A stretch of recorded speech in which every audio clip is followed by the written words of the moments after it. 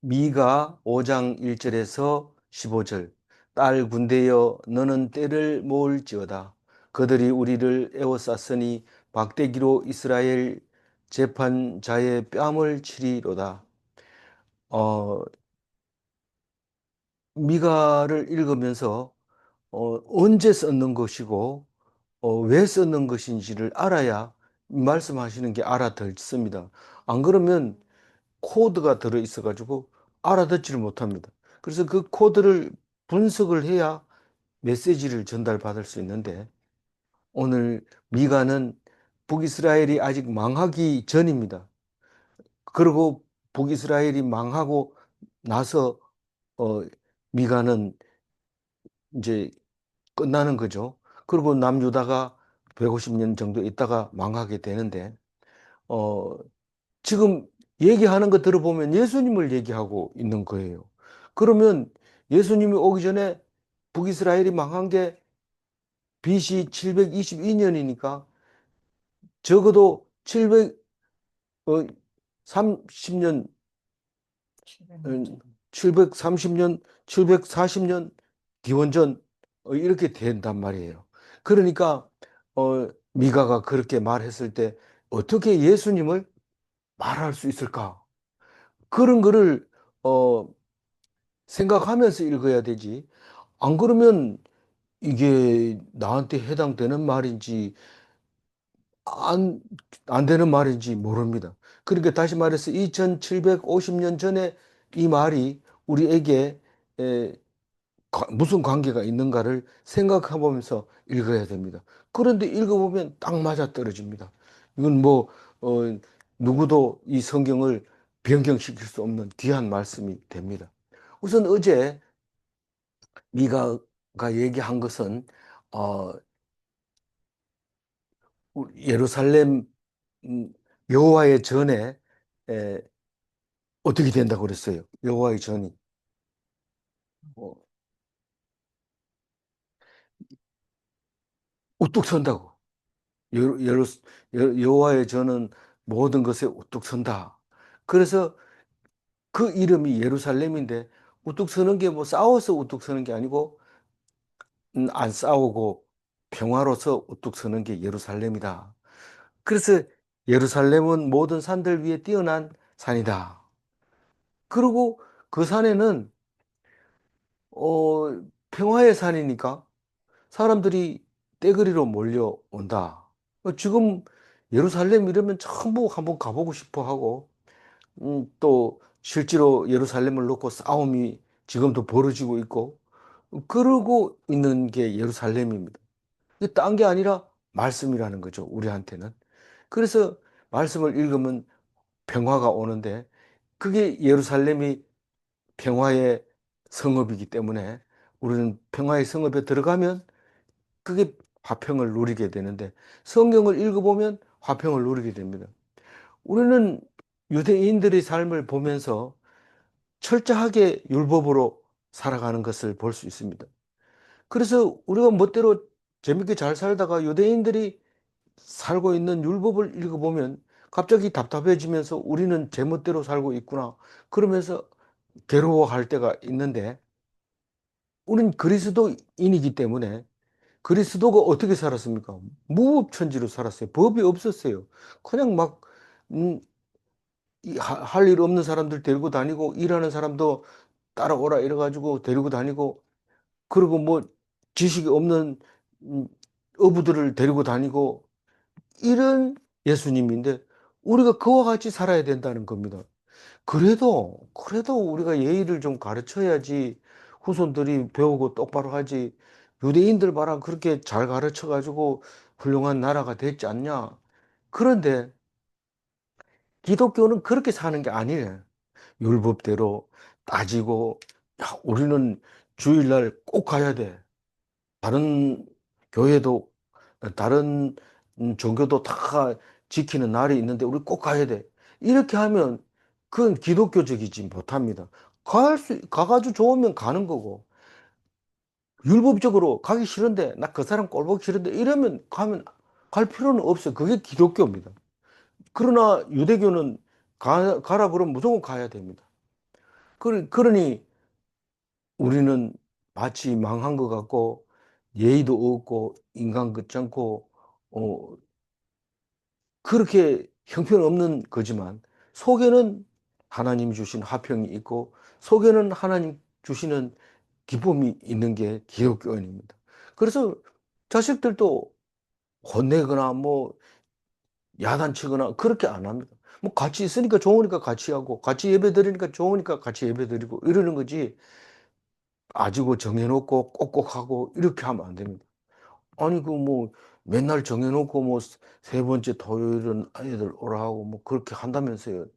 그것은 하나님이 하라고 한 것을 그대로 반복해서 하는 겁니다. 그게 성실이라는 단어를 사용합니다. 하나님은 성실하신 분인데 왜 성실하냐면 어제 했는 걸 오늘 똑같이 하기 때문에 성실하신 분인 거예요. 그래서 하나님은 성실하신 분. 우리가 하나님을 닮아가야 되는데 어제 했는 걸 오늘 안 한다는 얘기는 어제 잘못했다는 뜻입니다. 잘못했던 것만 어제 했는 거를 오늘 안 하는 거지. 잘못한 게 아니고 하나님이 옳다고 인정하는 거는 무조건 어제 했는 걸 오늘 해야 됩니다. 그러다가 못하게 되면 그건 못하는 거지만 할 수 있는 걸 그대로 할 때 그걸 성실이라고 하고 하나님이 우리에게 주신 명령이기 때문에 하는 겁니다. 복잡하게 생각할 거 하나도 없어요. 그러나 우리 생각은 성경을 읽을 때 생각이 나지 성경을 안 읽을 때는 절대로 생각이 안 나기 때문에 지금 한 그 말조차도 우리는 성경 속에서 해석이 돼줘야 된다는 사실입니다.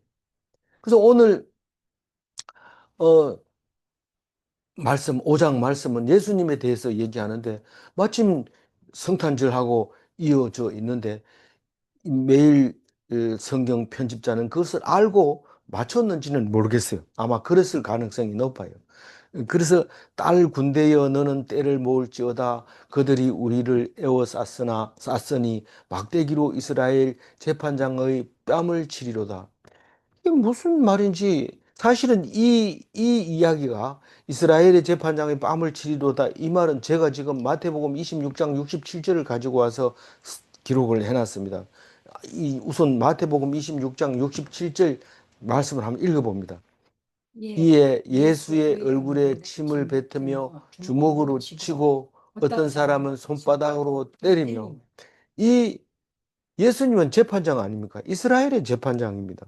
그런데 예수님이 오기 전에 750년 전에 벌써 미가가 이런 말을 했다는 것은 놀라운 일이 아닙니까?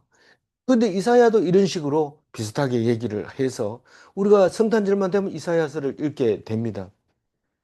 예정을 해놓은 말씀이죠. 그러니까 어, 그냥 앞에서부터 잘 읽어봅니다. 딸 군대여 이 말은 하나님의 군대를 이스라엘의 백성들을 말하고 있습니다. 너는 때를 모을지어다. 이 말은 군대 딸이 뭐 지금 이스라엘은 여자도 군대지만은 어 군대라기보다 불쌍하고 어여쁘고 그냥 어 아까운 그런 그를 날 군대요. 근데 군대입니다. 싸웁니다. 그래서 때를 모을지어다 이 말은 군대를 이제 모이라는 거죠. 그들이 누구냐면 모릅니다. 여기서는 문장으로 가지고 따지는 게 아니라 거의 시적으로 따져야 됩니다. 그들이 우리는 딸 군대지만은 너라고 하는 떼거리로 모인 너를 우리라고 하지만 그들은 누군지 모르지만 사실은 별로 신경 쓸 필요 없는 그들입니다.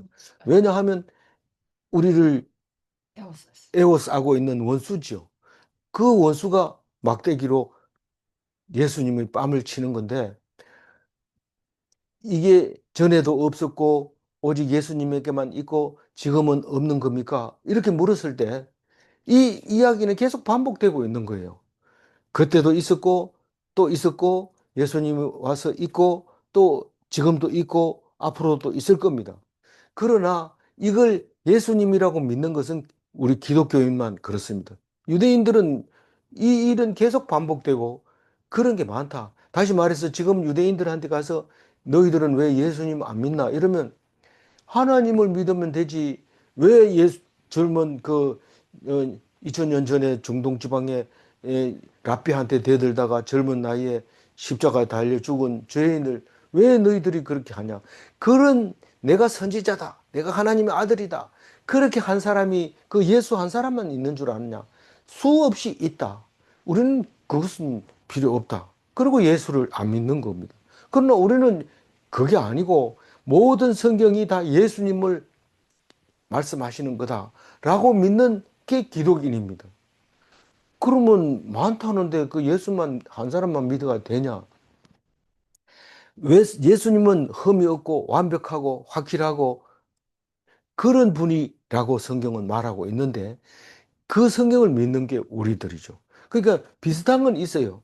비슷한 거는 적군을 만나면 원수들이 와가지고 너들 재판장 누구야? 너들 왜 이따위로 재판했어? 이러고 때리는 게 이 말일 수 있지만 그러나 하나님 말씀을 따라서 예정을 따라서 순리대로 와서 고통당한 것은 우리는 예수님이라고 읽는 겁니다. 그래서 일절을 제대로 적용하고 읽었다면은 뒤에 거는 뭐 읽어볼 거 없어요. 쭉 늘 우리가 아는 구절입니다. 근데 일절을 놓쳐버리면 이게 믿을 수 있는 게가 뭐 그냥 만들어내는 거 아니냐 이렇게 생각할 수 있는 거꾸로 얘기하면 몰라서 믿지 못하는 거죠. 알아야 믿을 수 있는 겁니다. 그래서 우리가 성경을 보는 거고 묵상하는 거죠. 이 절 읽어볼까요? 베들레헴 에브라다야, 너는 유다 족속 중에 작을지라도 이스라엘을 다스리는 자가 내게서 내게로 나올 것이라. 그의 근본은 상고의 영원에 있느니라. 그러니까 이 이야기가 나중에도 계속 이제 인용하고 있습니다. 마태복음 2장 6절에는 이렇게 인용했습니다. 읽어볼까요? 유다 땅 베들레헴아, 너는 유대 고을 중에서 가장 작지 아니하도다. 내게서 한 다스리는 자가 나와서 내 백성 이스라엘의 목자가 되리라 하였음이니이다. 이 미가의 선지서를 그렇게 우리는 그냥 거의 12년, 11년 만에 한번 묵상을 했습니다. 이게 앞에 있다가 뒤로 밀리니까 그냥 그 11년이 걸려버린 거죠. 그러니까, 어, 순서만 지키면 6년마다 한 번씩 하지만 순서를 안 지키고 앞에 있다 뒤로 가고 이러면은 뭐 11년까지 걸릴 수도 있죠. 이 이야기는 유대인들이 날마다 앉으면 외우고 날마다 가르치고 그렇게 했기 때문에 이걸 예수님이 올 수 있었던 거죠. 그래서 예수님은 그냥 어, 그게 나다. 이렇게 해서 예수님 오시고 난 뒤에도 수없이 이런 사람이 있었어요. 예수님이라고 주장하는 사람. 예수님 오시기 전에도 있었고, 후에도 있었고, 계속 있는 거지만, 오직 이 예수님만 이 말씀대로 오신 거라는 거죠. 그래서 베들레헴에 대해서 얘기하고 있는데, 그 에브라다는 베들레헴의 별명인 것 같아요. 어쨌거나, 이, 그, 베들레헴에서 예수님이 온다. 유다 족속 중에서 유다 족속은 다윗의 동네라고 얘기하죠. 왜냐하면 다윗의 후손에서 온다고 그랬으니까 다윗이 곧 유다고 그랬던 거죠. 그래서 어, 이스라엘을 다스릴 자라 그랬는데 이스라엘만 다스리지 뭐 우리까지 와가지고 그러냐 이런데 우리가 이스라엘입니다. 저 진짜 있는 지금 이스라엘이라고 이름 붙여놓은 나라는 그 가짜 유대인들이 그죠. 우리 입장에서 그랬어요. 그 사람들한테 가서 그러면 혼납니다. 믿음이 틀리기 때문에. 어 그래서 이스라엘을 다스릴 자가 네게서 네게로 나올 것이라. 네가 누굽니까? 이스라엘이 아닙니까? 베들레헴이 아닙니까? 베들레헴에서 네게로 나올 것이라. 내가 누굽니까? 하나님이잖아요. 하나님께로 나온다는 뜻은 하나님의 아들이고 하나님을 대신해서 어, 대속자가 되시고 우리를 구원할 사람이라는 거죠. 그의 근본은 상고의 영혼에 있느니라. 오래전부터 있었고 미래의 영혼까지 있다. 이 말을 상고의 영혼에 있느니라. 상고라고는 과거의 먼 음, 때를 말하고 영혼은 미래의 먼 곳을 말하고 있는 거죠. 지금도 계신다. 이 말이죠. 그게 근본이라는, 예수님이 근본이 뭐냐? 영원한 거다. 음, 상고의 사- 영원 아주 오래된 것부터, 어, 3절 읽어볼까요? 시작점. 예, 그러므로 여인이 해산하기까지 그들을 붙여 두시겠고 그 후에는 그의 형제 가운데 남은 자가 이스라엘 자손에게로 돌아오리니. 예. 그, 상고의 영원의 이 말은 영원 전부터 영원 후까지 어떤 다른 말로 표현하면 알파요, 오메가요, 전부고 이렇게 되는 거죠. 그렇게 표현할 수 있는데 3절에 그 예수님이 왜 하필이면 기원전 3년에 태어났나요? 났나요? 이렇게 물으면 뭐라고 대답을 해야 돼요? 이 에베소서 1장 9절에는 이렇게 말합니다. 읽어볼까요? 그 그 뜻의 뜻의 비밀을 우리에게 알리신 것이요. 그의 기뻐하심을 따라 그리스도 안에서 때가 찬 경륜을 위하여 예정하신 것이니. 이 경륜이라는 단어를 신약에서 특히 에베소서에서 바울이 예, 사용하는 것을 볼 수 있습니다. 우리는 그냥 때가 됐으니까 왔지.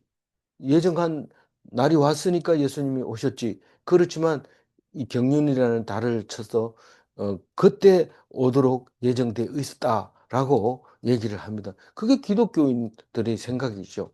하나님의 정한 때, 그게 여인의 해산하기까지입니다. 우리는 왜 오늘 왜 오늘 아기를 낳느냐? 그렇게 얘기할 때 우리는 때가 찬 경륜을 위하여 예정한 거다. 그래서 요즘은 과학이 발달하니까 예정일이 언제입니다. 이러면 플러스 마이너스 일주일 내내 딱 나옵니다. 여기. 그렇게 정확하게 나오는 것처럼, 어, 그 예수님이 오셨는데 그게 해산의 때까지 그들에게 붙여두시겠고, 이 말이 뭡니까? 대적들에게 붙여둔 거예요. 그러니까 붙여뒀다는 것은 고난이 거기에 있다는 거죠. 그러니까 예수님이 이제 결국은 살아있을 때는 왕노릇 못 합니다. 그런데 돌아가시고 승천한 다음에는 왕노릇 합니다. 근데 그 예수님은 그 형제 가운데 남은 자라고 얘기하고 있습니다. 남은 자가 이스라엘 자손에게 돌아오는데 그 형제 중에 남은 자가 누구냐면, 어, 그 4장 7절에 보면 말을 저는 자는 남은 백성이 되게 하며, 그리고 끝에 가서는 영원까지 그들을 다스리는 사람이 올 거다. 남은 자 중에서. 그러니까 우리는 다윗의 후손으로 요시야 왕이 있잖아요. 요시야 왕이 여호야김을 낳고 여호야김이 여호야긴을 낳고 여호야긴이 바벨론으로 끌려갔다가 스룹바벨이 돌아와서 예수님의 조상이 되잖아요. 근데 마태복음에서도 여호야김은 예수님의 조상으로 안 넣어줘요. 어, 왜 그런지 모르지만, 그건 또 묵상해 봐야 되지만, 요시아의 다음에 여호야긴으로 기록을 하고 있어요. 어쨌거나 남은 자로서 안 죽고 살아남은 그 사람들에게서 이스라엘 왕이 오게 되는데, 그 남은 자들이, 그러니까 이 남은 자 중에 예수님도 오지만 다른 남은 자들도 다 이스라엘 자손에게로 돌아오게 된다. 그 얘기를 하고 있습니다. 그러니까 이스라엘 백성이 된다는 거죠. 4절 읽어볼까요? 그가 여호와의 능력과 그의 하나님 여호와의 이름의 위엄을 의지하고 서서 목축하니 그들이 거주할 것이라. 이제 그가 창대하여 땅끝까지 미치리라. 그러니까 예수님이 오시고 나니까 남은 자들이 다 이스라엘로 모여들게 되니까 이- 그 그가 누굽니까? 예수님이 여호와의 능력으로, 하나님의 능력이, 하나님하고 하나님 아들이니까요. 하나님이 육신을 입고 왔으니까요. 그러니까 하나님의 능력과 그의 하나님 여호와의 이름의 위엄을 가지고, 위엄을 의지하고 하나님의 이름으로 내가 하나님의 아들이다, 그 위엄을 의지했는데 사람들이 모르고 신성 모독이라고 죽여버리잖아요. 근데 그게 죽은 것이 아니고 다시 살아나서 뭘 하느냐면 목축을 한다고 그래요. 목축한다는 것은 목양한다. 다시 말해서 양을 치는 목자가 되었다는 거예요. 예수님은. 그러면 그들이 거주할 것이라. 그들이 거주할 것이라가 뭔 말입니까? 이스라엘 사람들이 안 죽고 살 것이다 이 말입니다. 그들이 거주할 것이라. 이제 그가 창대하여 땅 끝까지 미치리라. 이스라엘 백성은 살면서 창대해지고 땅 끝까지 살게 될 거다. 그 말입니다. 그래서 그거를 우리가 신약에 와서는 또 그리고 우리 기독교인들 입에서는 땅 끝까지 우리 예수 그리스도를 전파해야 된다. 그렇게 이야기를 하면서 그 이스라엘 자손이 전 세계에 퍼져 있어야 되는데 그게 하나님이 기르시는 우리는 양떼고 예수님은 목자다. 그게 목축이다. 그 얘기를 4절에 하고 있습니다. 음, 5절 읽어볼까요? 이 사람은 평강이 될 것이라. 아수르 사람이 우리 땅에 들어와서 우리의 궁들을 밟을 때에는 우리가 일곱 목자와 여덟 군왕을 일으켜 그를 치리니. 이 미가가 예언을 할 때는 아수르 사람들이 강력하고 아직 망하지는 않았어요. 아주 강력했지만 아수르는 강력했지만 북이스라엘은 아직 망하지 않았습니다. 이제 끝에 좀 가면 이제 망하겠죠. 근데 이 5절을 읽을 때쯤 되면 아수르한테 이스라엘은 완전히 밟히는 게 확실하다는 거죠. 우리 궁들을 밟을 때 아수르 사람들이 이 우리 땅에 들어와서 우리 궁들을 밟을 때. 근데 이 사람은 평강이 될 것이라. 이 사람 예수님은 700년 뒤에 오는데 어떻게 아수르 사람들이 땅을 밟을 때 그렇게 평강이 될 수 있을까요? 그거는 예언이니까요. 나머지 이 말씀은 우리가 어떻게 받아들이느냐에 따라서 이것이 우리에게 은혜가 되는 거고, 안 그러면 안 믿는 사람에게는 야, 말도 안 된다. 700년 뒤에 이 사람은 평강이 될 것이라 해놓고 아수르가 우리 궁을 밟을 때 음, 우리가 일곱 목자와 여덟 군왕을 일으켜 그를 치리라 이렇게 얘기할 수 있느냐? 우리는 믿음 아니고는 이거를 해석할 수가 없어요. 예수님은 평강입니다. 그래서 로마서에도 보면 예수님에 대해서 설명을 할 때 3장 17절에 보면 평강의 길을 알지 못하였고 이렇게 표현을 합니다. 그러니까 예수님이 평강입니다. 음, 모사라, 기묘라 나오잖아요. 어. 그 예수님에 대해서 여러 가지 말로 표현하는데 평강이라고 얘기하면서 아수르는 지금 우리를 평강을 주지 않고 짓밟고 있지만 그러나 그 아수르는 일곱 목자와 여덟 군왕을 일으켜서 아수르는 멸망한다. 그걸 예언하고 있는데 우리는 이 미가가 그렇게 얘기하는 말을 못 알아듣습니다. 그러나 한참만 생각해 보면 일곱 목자 여덟 군왕이라는 것은 그냥 네 말고도 너를 부술 사람들이 뒤에 줄 서 있다 이런 뜻이나 마찬가지입니다. 그러니까 바벨론, 바사, 그 다음에 어디입니까? 헬라, 헬라 다음에 어디입니까? 로마, 로마 다음에 어디입니까? 어, 오스만 예, 터키. 오스만 터키가 나오죠. 그 다음에 1차 대전이 끝나죠. 영국, 그 다음에 다시 이스라엘로 돌아오는 모습 보는데 그게 일곱 목자고 여덟 군왕인데 다 하나님이 일으켜가지고 치는데 그걸 우리가라고 얘기합니다. 우리가 그게 왜 너희들이냐? 너희들은 어 그렇지 않느냐? 근데 사실 하나님의 백성이 하나님의 하나님이 하시는 것을 하나님의 백성이 일으켜서 아수르를 친다고 표현하고 있습니다.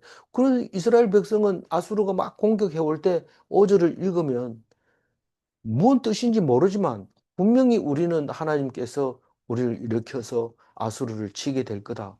그 얘기를 로 듣게 되기 때문에 굉장한 위로가 되지요. 6절 읽어볼까요? 그들이 칼로 아수르 땅을 황폐하게 하며 님으로 땅 어기를 황폐하게 하리라. 아수르 사람이 우리 땅에 들어와서 우리 지경을 밟을 때에는 그가 우리를 그에게서 건져내리라. 우리는 뭐 일본 37년입니까? 그렇지, 그렇게 36년 동안 짓밟혀 있을 때 30. 그, 어, 우리는, 우리나라는 없습니다. 그리고 일본말을 잘해야 되고, 일본 사람을 잘 알아야 되고, 말을 잘 들어야 됩니다. 그래서 모든 것을 포기하고 있을 때 하나님께서는 우리를 일으켜서 세워주십니다. 우리 힘으로 한 게 아닙니다. 그러나 우리가 했다고 얘기를 하고 있습니다. 우리가 일으켰다. 그렇게 얘기합니다. 그러나 하나님이 했는데도 우리는 하나님을 말하지 않고 우리가 일으켰다고 얘기를 합니다. 그 도저히 아수르는 멸망하지 않을 것 같은데 칼을 가지고 있기 때문에. 근데 황폐하게 되고 니무롯은 여기 함의 자손 구스의 아들을 니무롯이라 하고 영글이라고 했습니다. 그 영글은 영웅호구를 말하고 있는 거죠. 그런 힘센 사람을 니무롯이라고 말하는데 우리 인류의 문명의 발상지가 메소포타미아가 아닙니까? 아수르가 메소포타미아에서 발생을 했고 니무롯도 거기 땅들인데 그거를 창세기에 보면 여호와 앞에 니무롯 같이 용감한 사냥꾼이로다 하더라 할 때 이 니무롯은 싸움 잘하고 사냥 잘하는 그런 족속을 말하고 있는데 그게 메소포타미아에 아수르도 있고 니무롯도 있고 다 있는데 그 아무리 힘세도 일곱 목자와 여덟 구당이 일어나서 다 황폐하게 만들 거다. 그 얘기를 하고 있어요. 아수르 사람이 우리 땅에 들어와서 우리 지경을 밟을 때에는 그가 우리를 그에게서 건져내리라. 바벨론 사람들이 이스라엘을 막 짓밟고 성전을 다 부수고 그렇게 했을 때 뒤에 일어나는 왕이 그 음, 도로 돌려보내고 이름 뭡니까? 고레스가 돌려보냅니다. 그 고레스가 일곱 목자 여덟 군왕 중에 하나죠. 이 그 다니엘서에도 나오고 여러 가지 이런 비유를 많이 합니다. 네 뒤에 많이 일어나서 너희들을 멸망시킬 거다. 황폐하게 할 거다. 그렇게 얘기하면서 결국은 살려내는 것은 이스라엘 백성, 하나님 백성만 살려낼 거다. 그런 얘기를 하게 되는 것을 볼 수 있습니다. 7절 읽어볼까요? 야곱의 남은 자는 많은 백성 가운데 있으리니 그들은 여호와께로부터 내리는 이슬 같고 풀 위에 내리는 담비 같아서 사람을 기다리지 아니하며 인생을 기다리지 아니할 것이며. 이 야곱의 남은 자는 사실상 참 우여곡절을 겪고 하나님을 만나고 돌아온 그 야곱의 남은 자, 이스라엘의 남은 자가 많은 백성 가운데 있으리니 이 말은 그냥 읽어보면 이건 디아스포라를 얘기하는 거예요. 이스라엘에 살지 않고 많은 백성들 가운데 섞여서 그 유대인들이 삽니다. 전 세계적으로 한국하고 뭐 북한에만 저기 그 유대인이 없다 그래요. 그리고 우리는 유대인 대신에 유대인보다 더 독하게 살고 있다는 뜻이기도 해요. 어쨌거나 그 디아스포라들이 있게 되는데 이 사람들은 왕이 없고 땅이 없고 주권이 없으니까 하나님만 의지하니까 하나님께로부터 내리는 이슬 같은 사람들이에요. 이 사람들이 있으면 뭐 안 되는 것도 되기도 하고 그리고 참 세상 살기 힘들다 너무 각박하다 이런데 풀 위에 내리는 단비 같아요.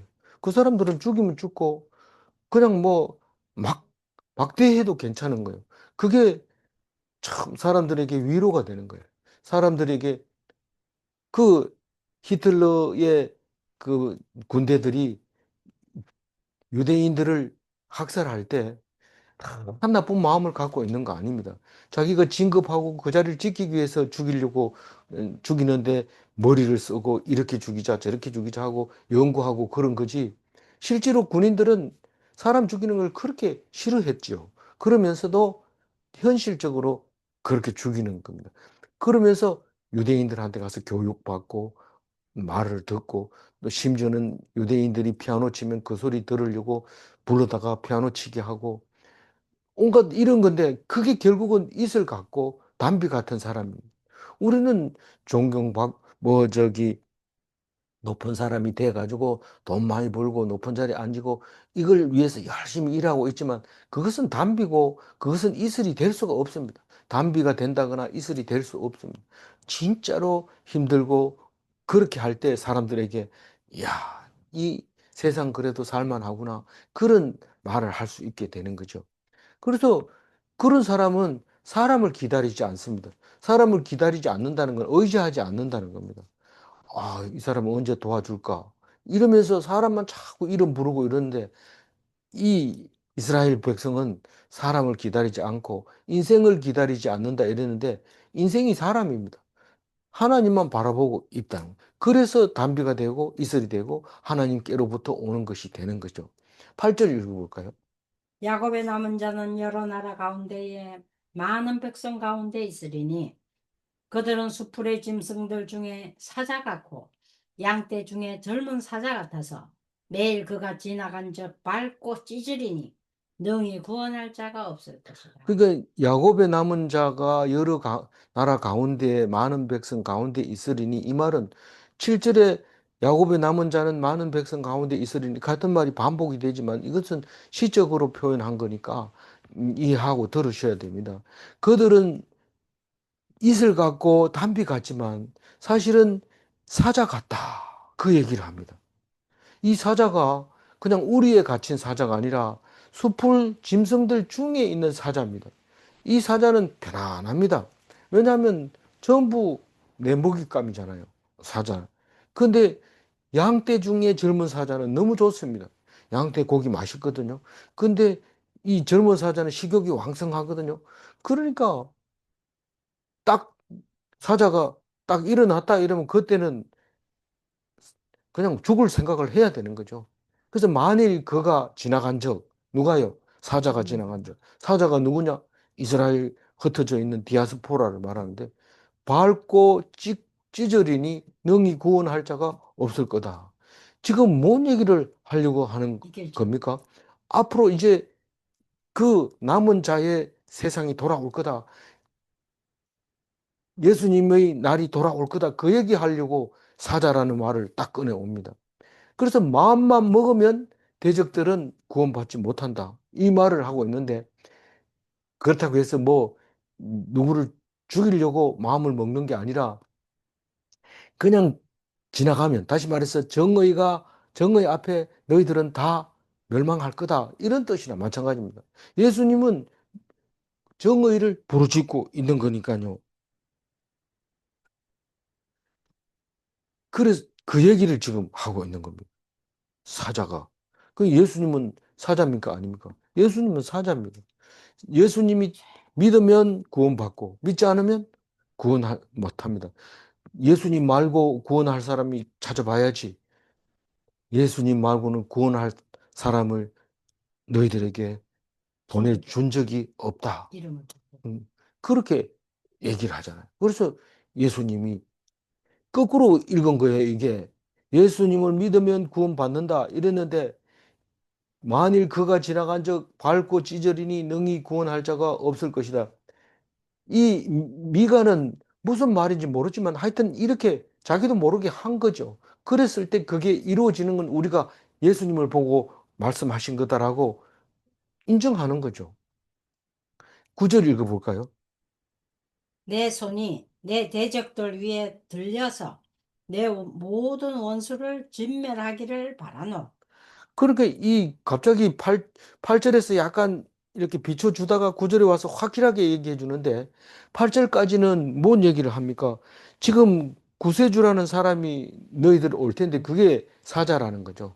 그 사자가 올 텐데 사자는 누구를 위해서 죽어요? 백성들을 위해서 죽는데 그게 그 나니아 연대기에 보면 사자가 죽는 거 나오잖아요. 근데 그 사자가 살아나잖아요. 뭐 그거 예수님은 사자인데 모든 사람을 구원하는 거예요. 그 거꾸로 얘기하면 사자가 지나가면 다 죽는 건데 살아납니다. 그런데 구절에서는 왜 이렇게 썼을까요? 네 손이 네 대적들 위에 들려서 네 모든 원수를 멸하기를 바라노라. 미가가 했는지 하나님이 했는지 모르지만 이 구절 말씀은 기도하는 기도문입니다. 다시 말해서 네 손이 네 대적을 위해서 위에 들려서 네 모든 원수를 진멸하기를 바라노라. 이 말은 예수님으로 인하여 이 기도가 이루어지는데 모든 믿지 않는 자는 다 진멸될 수밖에 없다. 그래서 예수님이 성경은 성경을 보고 너희들이 구원을 얻으려고 하는데 그 성경이 바로 나를 쓴 것이다 라고 할 때 그 말이 이해가 가는 거죠. 안 그러면 그 말이 이해가 가지 않죠. 10절 읽어볼까요? 여호와께서 이르시되 그날에 이르러는 내가 내 군마를 내 가운데에 멸절하며 내 병거를 부수미. 예수님이 오시면은요, 그게 그날인데, 그날이 오면 예수를 안 믿으면 모르지만 예수를 믿으면 내 군마를 내 가운데서 멸절하여 내 병거를 부수며, 이제 전쟁이 없고 평화가 온다는 겁니다. 예수님을 믿으면 그렇다는 겁니다. 안 믿으면 그 원수들이니까 구원 받을 수 없는 거죠. 11절을 읽어보세요. 내 땅의 성읍들을 멸하며 내 모든 견고한 성을 무너뜨릴 것이며. 그러니까 내 땅의 성읍을 멸할 것이며 멸하며 내 모든 견고한 성을 무너뜨릴 거라는 뜻은 무슨 말일까요? 성읍이라는 것은 전쟁이 났을 때 숨을 수 있는 성을 쌓아놓은 게 성읍입니다. 이게 헛거라는 거예요. 너 그거 얼마나 힘들게 쌓아놔도 소용없다. 견고한 성을 무너뜨릴 것이며, 이 말은 견고한 성이라는 것은 문빗장을 탁 철저하게 꼽아놓고 못 들어오게 해놓고 필요할 때만 나갈 수 있을 때만 나가고 이렇게 하는 건데, 그렇게 고생을 안 해도 된다. 허사다. 그거 애써서 만들어 봐야 헛일이다. 그래서 세상 사람들이 쌓아놓은 부와 권력 이런 것은 예수님 앞에서는 다 허사입니다. 소용이 없습니다. 12절 읽어보죠. 내가 또 복수를 내 손에서 끊으리니 내가 다시는 점쟁이가 없게 될 것이며. 예수님이 복수를 이스라엘 자손의 손에서 끊었고 이스라엘 자손에게는 점쟁이가 없게 될 거다라고 얘기합니다. 그러면 어떻게 돼? 오직 하나님 말씀만 있습니다. 누가 아프다 이러면 이 사람이 죽을 건가? 이러면 성경에 말씀이 나와 있고 또 누가 사업을 하려 하는데 사업이 잘 될까요? 그건 성경에 나와 있고 그 답이 다 거기 있지. 점치러 가서 동쪽으로 가야 될지 남쪽으로 갈지 물어보고 또 누구하고 사귀어야 될지 원수 져야 될지 물어보고 이러는데 그건 전부 안 되고 오직 말씀 속에서 그걸 해석이 되져야 돼요. 점친다고 해서 될 일이 아니에요. 그 14절 읽어볼까요? 내가 또 내 아세라 목상을 너희 가운데서 빼버리고 내 성읍들을 멸할 것이며. 그 우상을 없애버리겠다는 거예요. 주상을 없애버리고. 주상은 우상이나 뭐 마찬가지입니다.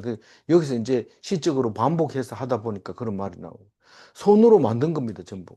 손으로 만든 것에다가 뭐 절을 한다든가 섬긴다든가 뭐 물건을 갖다 놓고 음식을 갖다 놓는다든가 그렇게 하지 않는다는 거예요. 오직 말씀만 가지고 하나님 앞에서 어, 하나님 앞에 제사도 안 지내나? 이 이스라엘 백성은 지내죠. 근데 우리는 안 지내는 거죠. 왜냐하면 예수님이 제사 제물이 되었고 예수님이 이 그 제사장이 됐기 때문에 그런 거죠. 어,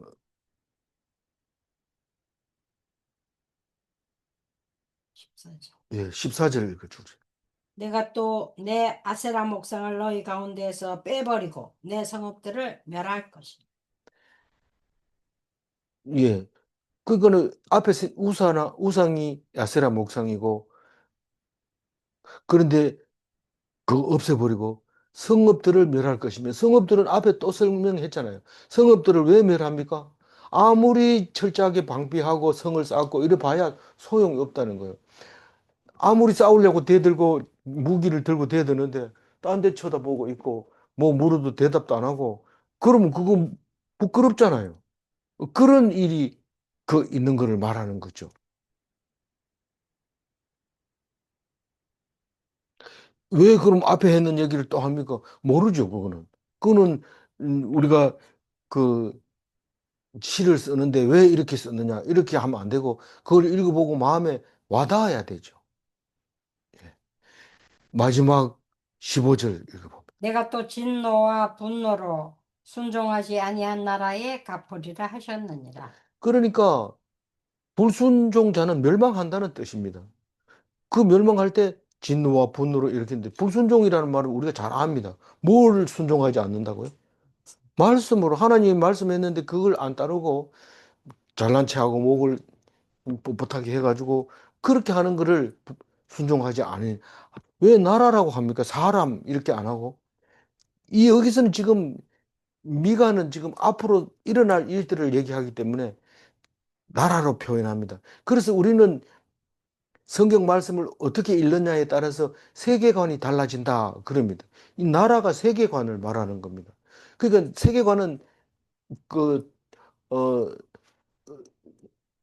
인생관이라고 말할 수 있는 거죠. 어떻게 살아가느냐 그걸 말하고 있는 건데, 너희들이 하나님 말씀에 불순종하면 하나님의 진노와 분노로 결국은 멸망하게 될 거다. 그 얘기를 하게 됩니다. 15절 다시 한번 읽고 마무리하겠습니다. 내가 또 진노와 분노로 순종하지 아니한 나라에 갚으리라 하셨느니라. 불순종의 나라는 불신의 세계관을 가진 자입니다. 말씀에 순종하면 죽지 않습니다. 그게 성경의 기본 골격입니다. 말씀에 순종하면 죽지 않는다. 불순종하면 죽는다는 거죠. 문제 1번. 하나님의 진노는 무서운가? 질문 2. 순종하는 자에게는 분노하지 않으시는가? 네, 기도하겠습니다. 하나님 감사합니다. 미가를 통해서 예수님을 보여주셔서 감사합니다.